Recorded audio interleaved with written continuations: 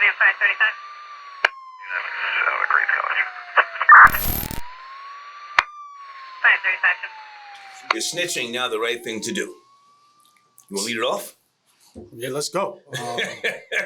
I have the Snitch Network. Yes, yes, you do. 501c3, and I do work with families trying to get closure of sorts. You know, it doesn't always lead to an arrest. But a lot of times, people just want the information as to who may have, killed or violently hurt one of their family members. Snitchnetwork.org. I started that back in Philly in 2011. I do believe that snitching or telling is the right thing to do. I think we have a generation of people that want, they want to speak up. It's easier now, they can get involved. So whether we're using snitching in terms of being involved in a crime and telling, or trying to bring a community to its proper place, I say yes. Where do you want to go, sir? I think snitching is it goes in various ways to me. If I'm rolling with you, we in the streets, and I know you what you're doing, you're committing crimes, I'm committing crimes with you, I get caught, and then I fucking tell on you, that's snitch. I think it's wrong. I think that part of snitching is wrong. But I beg to differ, but go ahead. I think that part of it is wrong. We out there in those streets, we doing what we doing. Unfortunately, I get caught, and now I'm snitching on you. Just to get out. That's snitch. I think that's wrong. But on the other part of it, if I live in the community, I go to work every day. I got my family living there. I got the guys hanging out in the corner, hanging out at the bodega. I know they selling drugs. I know they carrying guns. I think that part to help my community, I'm telling. I don't think that's snitching. I'm trying to better my community. Yeah, that's more so being a concerned citizen. Correct. Yeah, that's the term I always use. Right. A concerned citizen, taxpayer. Right. I pay too much property taxes. You motherfuckers be doing what you're doing around here. And I think, telling them, fuck that. I think that's where people sometimes get confused at. You know what I'm saying? Even though I live here, I'm paying taxes, I'm going to work every day, I'm still not saying nothing. They selling. You're part of the problem there.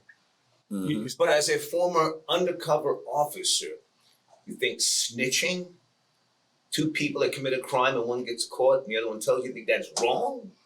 I think if to me, you're running with this guy or whoever, you're doing what you're doing, and you get caught, and you tell you still, I think it's wrong. But that's how you benefit. But I mean, me in the police department, I love it. I like it. I love it. You know, because out on the streets, me as an undercover, I kind of don't. They don't snitch to me because I go up, I make the buy, I'm gone. Okay. They're talking to my field team, but the field team will come back and say, yo, you believe it? This guy said A, B, C, and D. And in your mind, you laugh because they're the toughest guys on the corner when I'm approaching them, and I'm trying to get something, make a buy or make they're like, get the fuck out of my face or fuck think. Did you interrogate people also? No. Never interrogated people. I was undercover. So, pretty much I walked up, made my buy. So you just came in, made the purchase. And I was ghost. And said, there he is, or there she is. That's it. You wore a wire. Yes, wore time to time. Yes, wore a wire. So break that down, how you put that on and...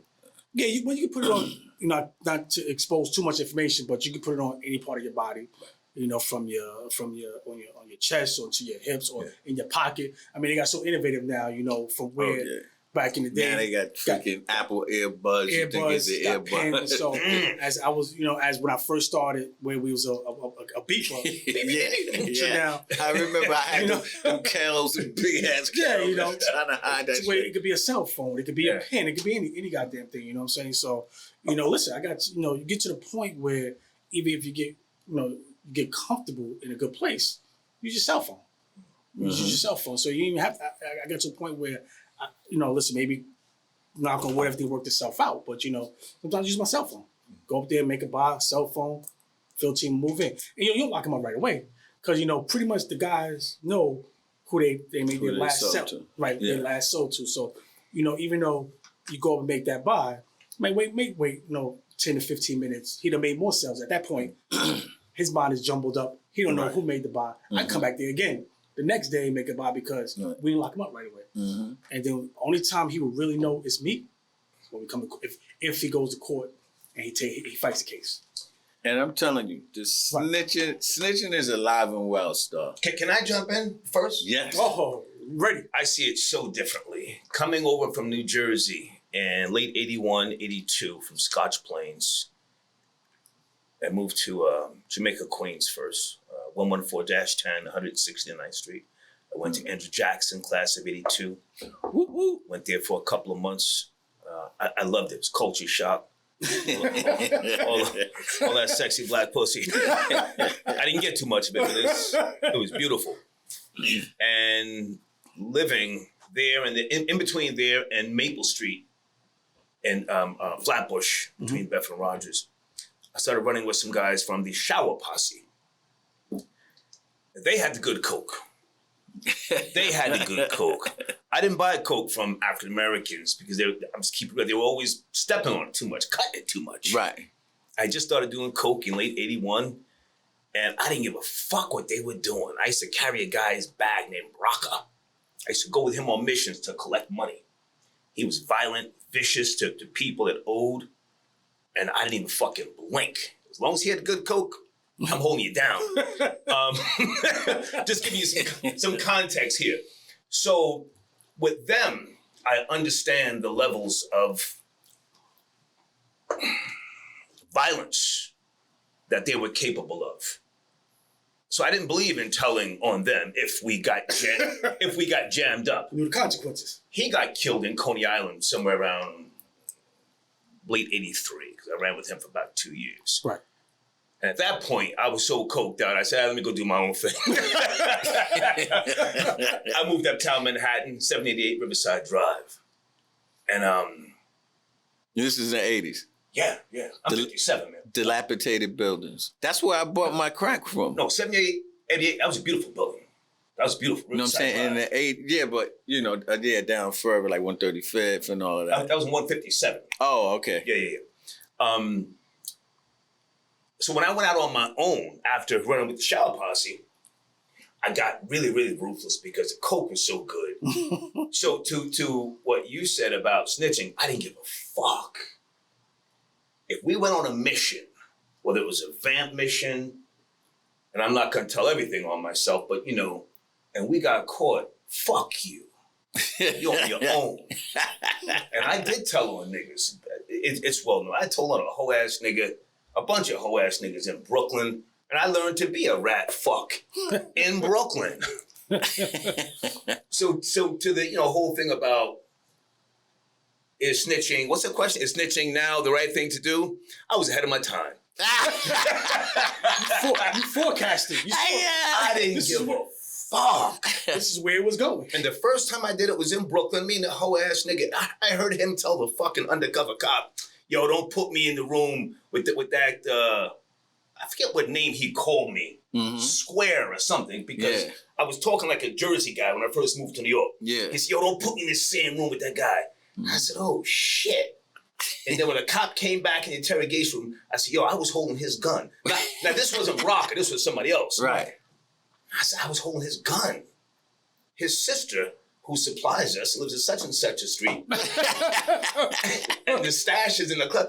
I fucking told him, got the fuck out of that situation. Yeah. And anyway, I'm just rambling because I'm surprised that you would say that's wrong.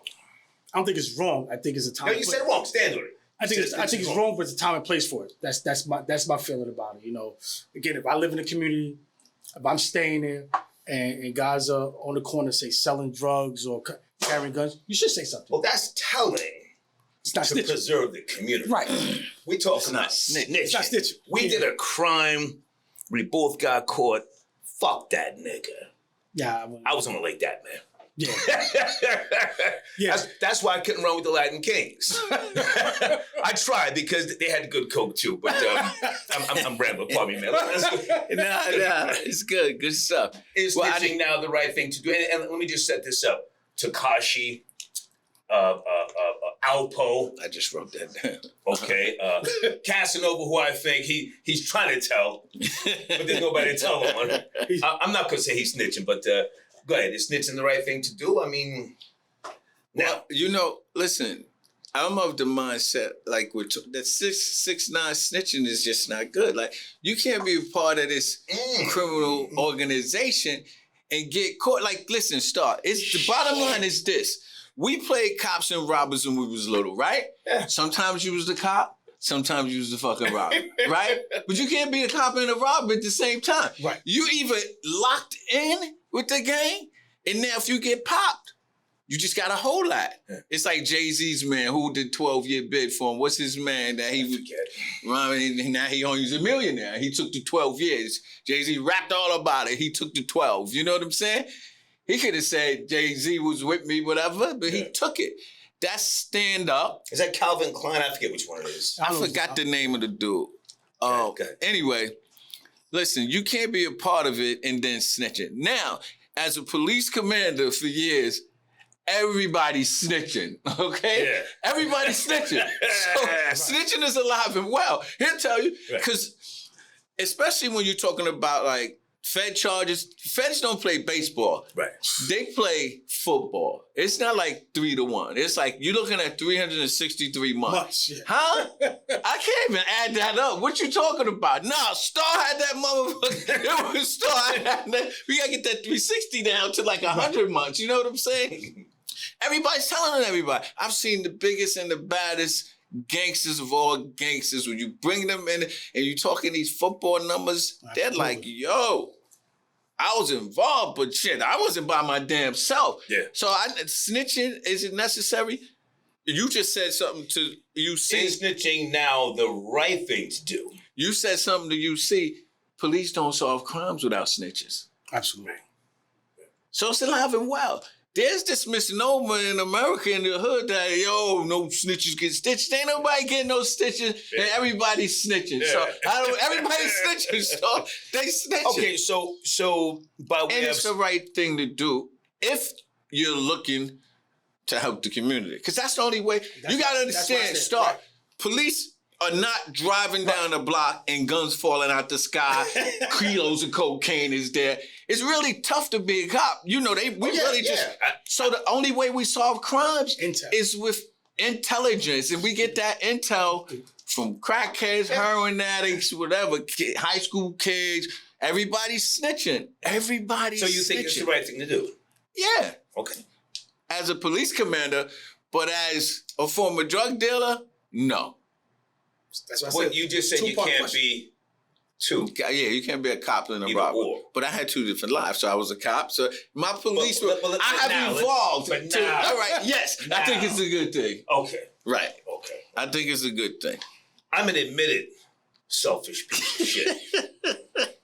And I can't totally blame the fish scale from 81 until 91. Right. And I've always told people, I was never scared of the penitentiary. I just didn't have time to go. 3 to 6. Let me sign a proffer agreement now. Let me sign this motherfucker here. What? The penitentiary? Right. No, sir.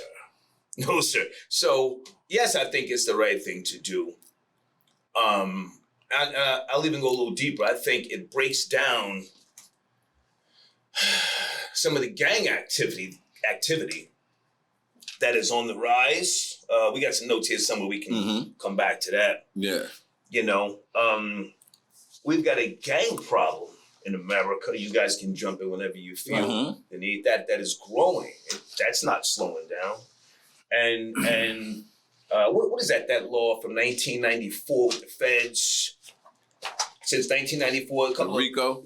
No, since the Rodney King beating, 3 years after the horrific beating of Rodney King by Los Angeles police officers, Congress enacted a law in 1994 that gave the Justice Department authority to investigate local police. So they'll come through a police department, bells and whistles, look at everything, and pretty much put them under a consent decree. Okay. So a consent decree, they'll be monitoring the police department for like 4 or 5 years. They give them points. You need to do this, this, and it's connected to funding. Right. It's also connected to funding. Like I know Newark has a consent decree. There's a bunch of police departments. New Jersey, for those who don't know. New Jersey. Which used to be the home of carjacking, but go ahead. Oh man, yeah, big time. They made a movie about that, and it was about Newark, right? Yeah. The carjack.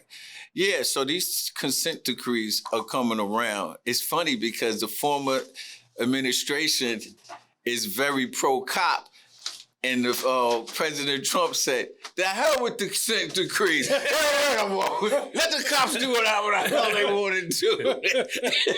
And now they're like coming back, looking at them again. You want to add to this, to the snitching? The snitching, no, I think We flushed that out? I think I flushed that out. I think, like I said, to me, it's a two-part question with that. Is snitching the right thing to do? I got caught with firearms in New York State twice. Mm-hmm. I told so fucking fast. I'm calling my uncle. He was, I don't want to say where he used to work, but Yeah. I'll just say in Brooklyn. Mm-hmm. I said, hey, I got caught. He said, was it your gun? I said, no. I don't give a fuck about these things. Who I got caught with. Right. He said, okay. Mm-hmm. So I'm making some calls. I'm standing before the judge. Yeah, man, fuck that shit, man. I just didn't have time for the penitentiary. But, salute to those who have gone through it. Yeah. I would never look down upon people who went to the penitentiary. A lot of times, the circumstances of the situation is beyond your control. Mm-hmm. I've never thought I was better than anybody else. Right. I just didn't have time for the penitentiary. Yeah, me neither. The penitentiary slows some people down. Absolutely. I was in jail one day and I was like, damn, I don't want to do this shit no more. Selling drugs? Yeah, me and my man got locked up. Was So that I've the been book? there. I don't know if I think. Was that the guy with the knife? He Nah. went to jail. Oh, it's in there. Me and my man beat the crackhead up. He sold the TV to me. I bought the TV from Yeah. his mother. I don't And want to he say the said- name, but I know you're talking about. Yeah. My man, he was a gangster. So I always been a little dude. Yeah. So I'm with my man, brolic dude. He get locked up. I go, my dumb ass go to the precinct. Knowing we both did this, Right. I'm going to the precinct to check on him. And the dude is like, that's the other one right there. I'm in the precinct, I got a big medallion and everything. I tell my girl, hey, take all of this. They lock me up. So we get into the bullpen down in Central Bookings, my man. He's like, yo, you want to sit down? I was like, yeah. He duffed 3 people. Boom, boom, boom, boom, boom. And I'm standing saying, damn, man, I got to sit in here. You done duffed these dudes. What if they move you? My mother was dealing with a correction officer. He comes down to the precinct, Right. to Central Bookings. He's like, give me your change. They just like punking me out. Give me your change. Give me the money in your pocket. I'm like, yo, what's going on? He just felt, get me out of here. Right. Get me out of here. I don't want to be here. And I escaped that Rikers bus. Because you know when that bus come, I went to Rikers early 80s. it was Animal It House then. stunk. There was no air conditioning. Yeah. And I was more offended. that they was going to put you in this condition. No. Well, yeah, that I came from New Jersey, built-in swimming pool, Mm-hmm. beautiful manicured lawn. What the fuck am I doing here? It stinks. Mm-hmm. I was rolling with the Nietas. That does. Okay. Perpetrating fraud. Yo, I haven't even heard, these people probably don't even know about that game. I haven't heard that in a long time. Nietas. I'm 57, man. Wow, yeah. Nietas, the ball busters. Mm-hmm. They used to run shit. Because I went to George Washington High School for a couple of months. That's in the Bronx. Manhattan. Manhattan. Yes, Manhattan. G-Dub. Yeah. But I couldn't focus. I started doing coke then. Let's shift gears for a second here. And I want to go back to UC, Undercover. Yes. This great work that you have done to preserve the community of Queens. You also did undercover work in the Asian district. Yes. Asian community. Break that down. Yeah. So Asian community. Counterfeit goods, what? Counterfeits, Canal. Everybody knows Canal Street, who's from New York, Lower Manhattan. They sell the fake sneakers, the Gucci bags, Chanel's, you name Supply it. and demand. They sell Yeah. it. Counterfeit trademark. trademark. So, Counterfeit. Where was he under? He was UC Black and East. He was doing Black and East down there. Listen, unfortunately, us minorities, blacks, was buying all that stuff. Right, take it back to the hood. Right. Here's Gucci sneakers. Here's Uh-huh. it's white on white. Mhm. So were you buying in bulk? You were buying like drugs? I was buying in bulk. So long story short is in Queens, I had a warehouse. We bought a warehouse, wired it. It was a garage. I mean, it was like at least I would say about the garage was like maybe 5,000 square feet. Okay. So Can you give us the year roughly without being too precise? it or had no? to be like it had to be like around Early 2000. like towards the end 2011, maybe 2011, around 2011, 2010. So you would go to So what I would do is I would go to Chinatown. I would make some connections, have a conversation, let them know I got a warehouse. I made business cards, fictitious name, my phone number, give it to them, tell them I'm looking to buy. So, they had to get comfortable with me first. So I would go down there, make small buys, and bring it back to the warehouse. I would get get that person be identified, field team identify that person who I bought from. Right. We'd go back to Queens, put it back in the warehouse, and keep it there. And it would be marked as evidence for this person in the warehouse. It was wide, had an office space in there, and went from there. So that went on, and I did that for at least a good solid year. So now I built a rapport with the agents. I would go down there, tell them I had a warehouse in Queens. I'm looking for deliveries now. They said, no problem. You give me a call what you want, we'll deliver it to you. Okay. So we got to the point where I was ordering, say, white on whites, 50 pairs of white on whites. I would order 100 pairs, 100 Chanel bags, 100 Gucci bags, 100 Fendi bags. And these guys would just deliver it to the warehouse, back the truck in. Yeah. Places wired. Back the truck into all places the wired. Everything's being recorded. The plates are being recorded. And listen, these guys, unfortunately, listen, all that's the drugs is illegal, counterfeit is illegal, But these Asians, they sell these white on whites for like $8. Like $8 is you buy for those who don't know what a white on white is. Air Force Ones. Air Force Ones. Sneakers. Yeah. White on whites for $8 and shit. But I could sell it for $60. Right. The money you make is unbelievable. I wasn't selling it, but that's and these Asians have nice houses in Staten Island, and roll around in BMWs, Lexuses. Yeah. But our community, we choose to sit on a corner, sell crack cocaine for $5, heroin for $10. But now they also get funding when they come over here, so it's not like they come empty-handed and just work from the ground up. But now hang on a second. So you had in order to make these purchases, you had a budget. Where did you get? I had a budget. It was money. Money. Through the police box, go buy money. Buy money. They would give it to me, and then I would have it, and then I could spend wherever I wanted to spend. Did you have a company debit card or had? No, cash. It was all cash. It was all cash. NYPD got a $7 billion budget. It was all cash. Yeah. And I wanted to spend $5,000. It's a good thing I wasn't a cop. I would have been. You can spend $5,000, $7,000. I can spend $500. So it depended on what I wanted to buy. So So how did the bust go down? How did you arrest these people who were, allocating all this stuff to you? So at the end of it, once year-long investigation, we made the buys. We pretty much identified them in the very beginning. We knew where they lived at. We would go by their house. Well, not me. The team would go by their house, go to the address. Pretty much knew their movements, time of day they would come home, when they would leave to go to Canal Street or whatever their area was at. And then at that point we take them down. So was this like a big bust at one time, or just keep arresting people as time? No, it was a big bust, a big takedown. We locked up maybe around 10 individuals. Okay. Most of them lived in Staten Island. Like I said, when I first made the buy in the beginning, probably out in New Dorp. It was in the area, like right off the, I don't remember, right come off the Verrazano Bridge. Oh, okay. And you go in that area over there. I don't remember. I went out there, had to identify them when they locked them up. So I would have to go out there, go by the house, and point them out.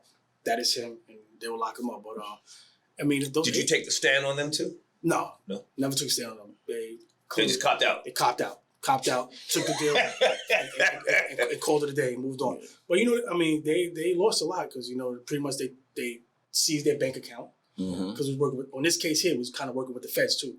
So they seized their bank accounts. Took their houses from them, so they lost a lot, So it was a good case, and like I said, those Asians. Some of them probably got deported. Just go back home. They might have, But it's a big business. It's a big business, counterfeit trademark, and to this day, it's still a big business. Well, we need to hook up for some false ones, man. If we gotta get them for $8, I can get those off. They said $125 right now, man. I'll take the hit. We get locked up. Gucci bags, $40. Yeah, and crazy. Sell it for $300-$400. The profit is incredible.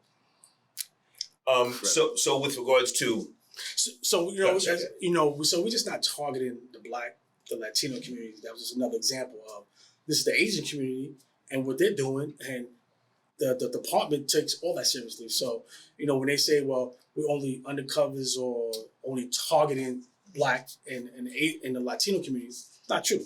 well, the propaganda would lead us to believe that the major problems are in the Black communities. Right, because it's on TV, it's on the news, it's on the radio. That's what they talk about. But Right.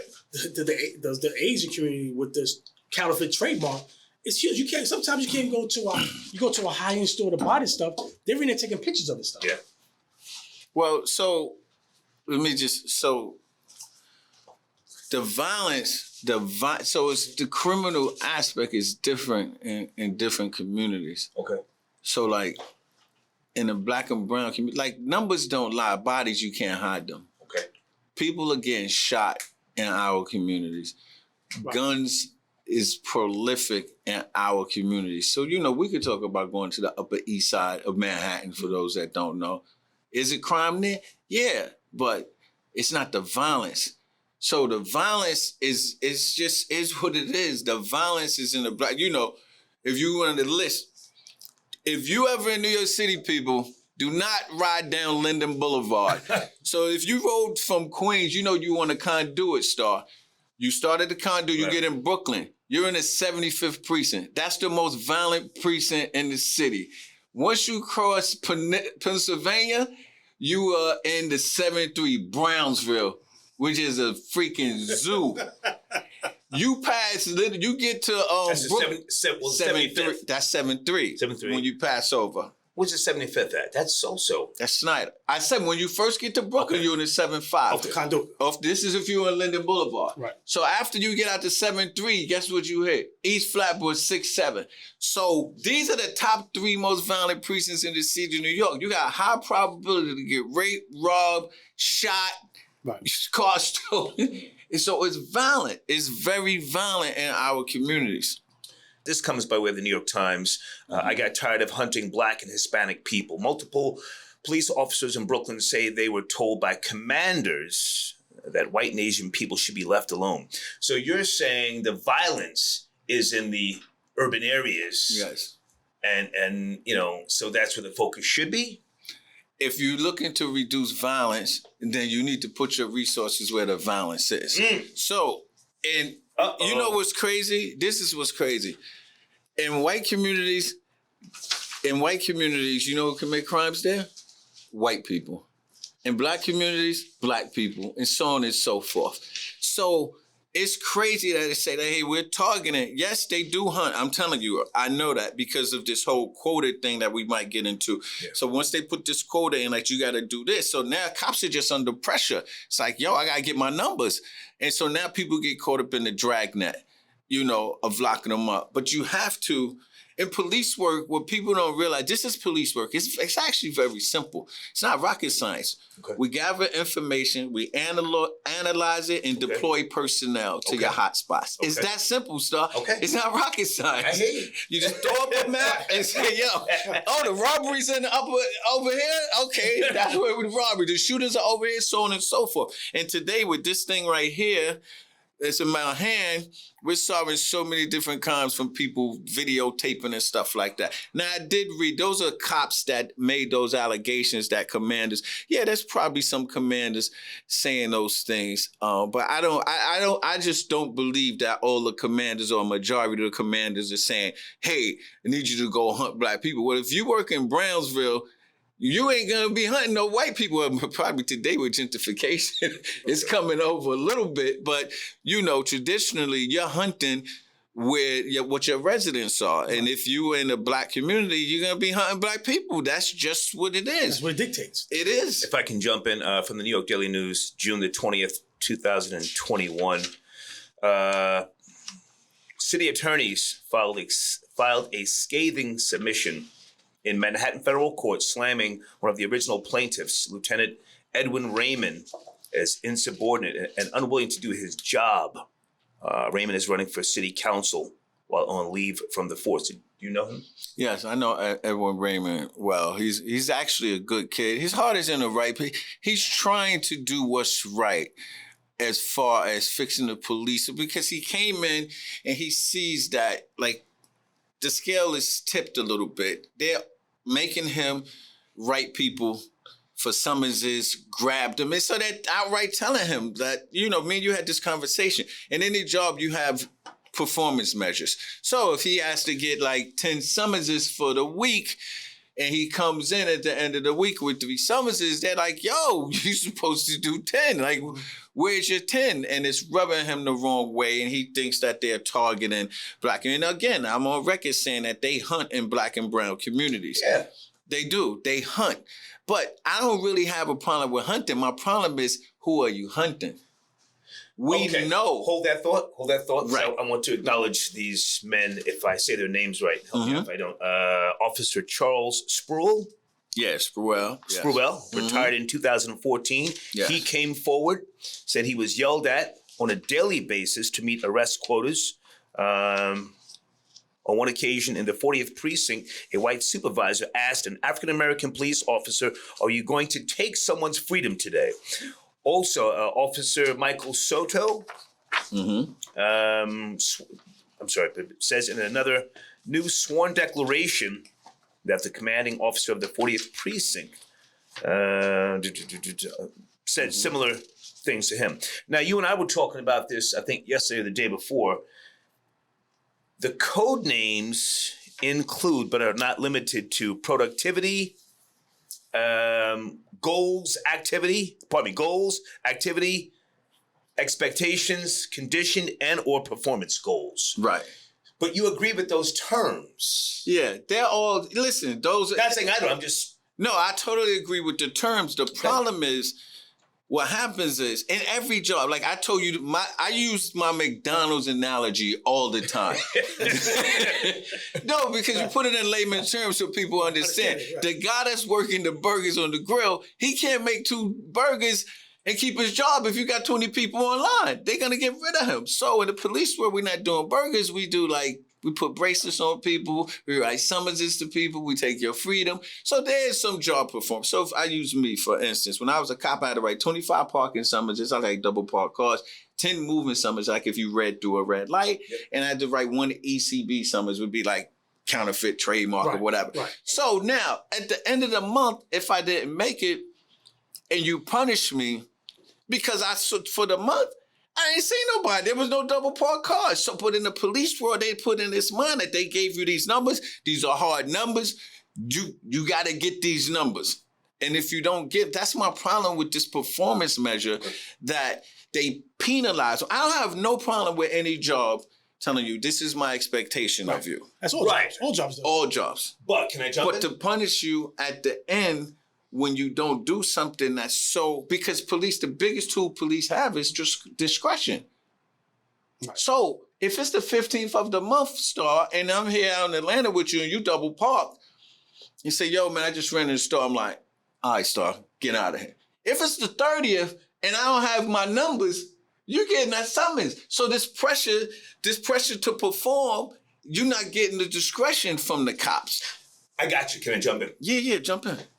Even as a rejected cop, I think 4 times.